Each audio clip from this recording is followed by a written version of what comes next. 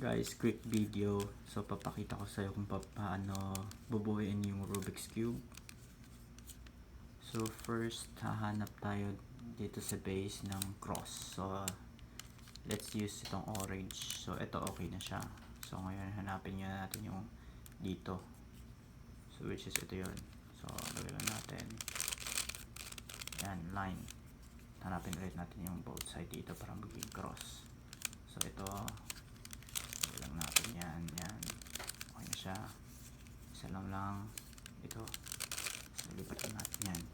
So ngayon okay na yung first goal natin na cross na to. So second is buuin natin yung bawat side nito, yan, same color. So dito like for example dapat yellow, so hanapin natin yung yellow, yan, okay na siya, ito okay na rin, ito okay na rin, so all goods na to. So ngayon okay na to, okay na itong cross ng bawat side. So next natin is ito, hanapin natin yung orange ng bawat side nito. Let's say for example ito orange, di ba? Kunin natin yan. So for example itong orange na to, yung orange to, tapos ito yellow. So dapat yung side nito itutok mo lang dito para itong orange to dilipat dito sa kabila. Like di ba ito yellow green, so ito yung ano niya, another side na yellow green, so lagay lang natin yan, tapos ganon, so ayan, pumunta na siya dito. So ito okay na. So next ulit, hanapin ulit natin itong orange, blue.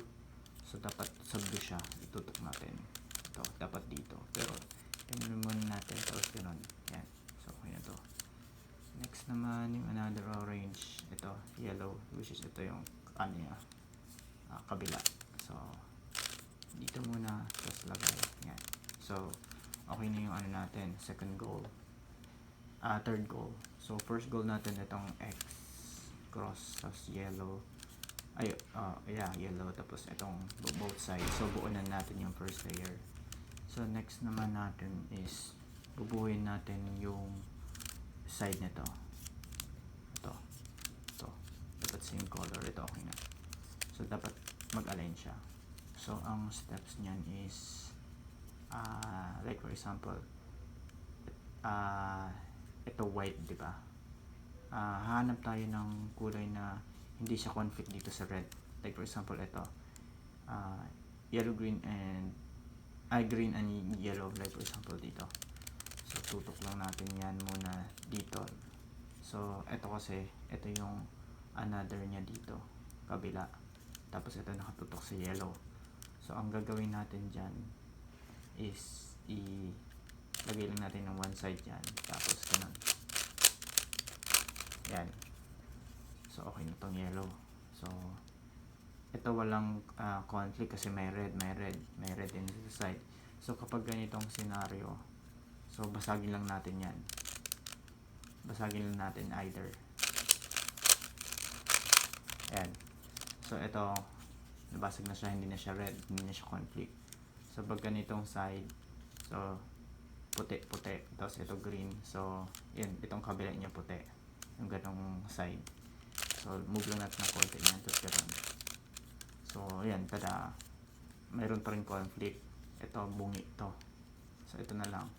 So since ito hindi to conflict dito sa red na taas, so lagay lang natin ito dito. Yan. Yan, buo na siya, 'di ba? Tapos ngayon, ito na yung ano niya. So hitsura. So yung final step, like for example, ito green, tapos dito naman yung green. So ang gagawin natin yan, dito step. Ayan, buo na siya. So hope may na learn kayo. Thanks for watching.